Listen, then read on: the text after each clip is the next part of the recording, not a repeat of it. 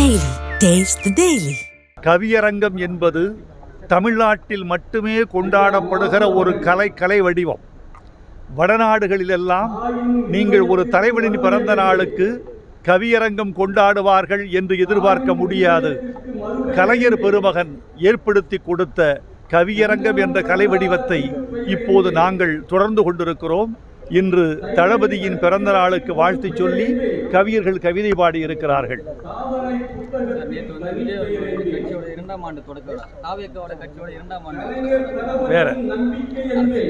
வேற வேற அதுவும் வேண்டாம். மும்மொழி திட்டத்தை பற்றி கேளுங்க. தமிழ்நாட்டுக்கு என்று பேரறிஞர் அண்ணா அமைத்து கொடுத்த சிறப்பு திட்டம் இருமொழி கொள்கை. அந்த இருமொழி கொள்கையிலிருந்து தமிழ்நாடு அந்த சட்டம் இயற்றப்பட்ட நாளிலிருந்து பிறழவே இல்லை, சற்றும் அசைந்து கொடுக்கவில்லை. கலைஞர் காலத்திலும் தளபதியின் காலத்திலும் எம்ஜிஆர் காலத்திலும் ஏன் ஜெயலலிதா அவர்களின் காலத்திலும் கூட இருமொழி கொள்கை விட்டு தமிழர்கள் பின்வாங்கவில்லை. எனவே இருமொழி கொள்கை என்பது தமிழ்நாட்டின் கலாச்சாரம், தமிழ்நாட்டின் கல்வி அடையாளம். அதை விட்டு நாங்கள் பிறழ மாட்டோம் என்பதை மத்திய அரசுக்கு, ஒன்றிய அரசுக்கு, நடுவண் அரசுக்கு நாங்கள் தெரிவித்துக் கொள்கிறோம். இது உறுதியாக இருப்போம். இப்போது திராவிட மாடல் அரசுக்கு கிடைத்த மிகப்பெரிய வெற்றி, பஞ்சாபி என்ற தாய்மொழி கட்டாயம் என்று சட்டம் இயற்றப்பட்டிருக்கிறது. பல மாநிலங்களிலும் தாய்மொழி கட்டாயம் என்ற சட்டம் இயற்றப்படுகிறது.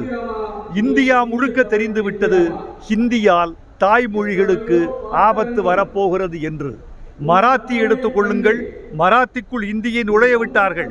மராத்தி தன் முகத்தை இழந்து விட்டது, தன் அடையாளத்தை போக்கிக் கொண்டு விட்டது. எனவே இந்தியை அமரவிட்டால் இந்தி என்ற புல்லுருவி அந்த தாய்மொழியின் சத்தை உறிஞ்சி குடித்துவிட்டு தான் வளரும் தாய்மொழியை கொல்லும்.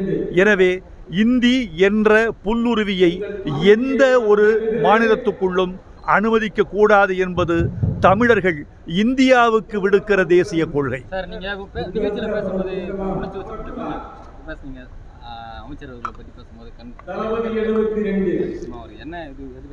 அமைச்சர் அவர்கள் மக்களை தேடி மருத்துவம் என்ற திட்டத்தின் கீழே ஐக்கிய நாடு சபையின் விருதை பெற்று வந்து தமிழ்நாட்டு அரசுக்கு காணிக்கையாக்கி இருக்கிறார் என்றால் அவருடைய செயலின் வேகம் என்ன, திடம் என்ன?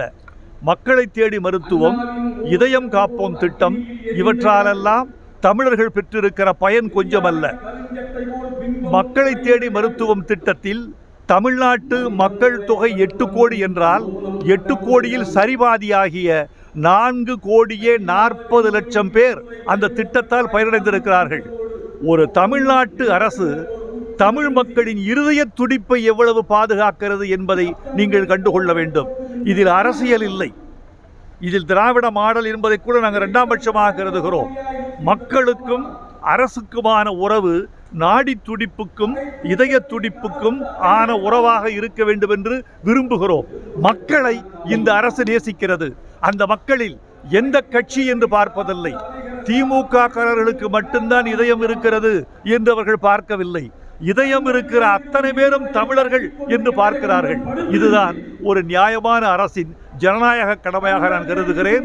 அந்த கடமையை மக்கள் நல மருத்துவத்துறை அமைச்சர் நம்முடைய மாசு அவர்கள் செம்மையாக செய்து கொண்டிருக்கிறார்.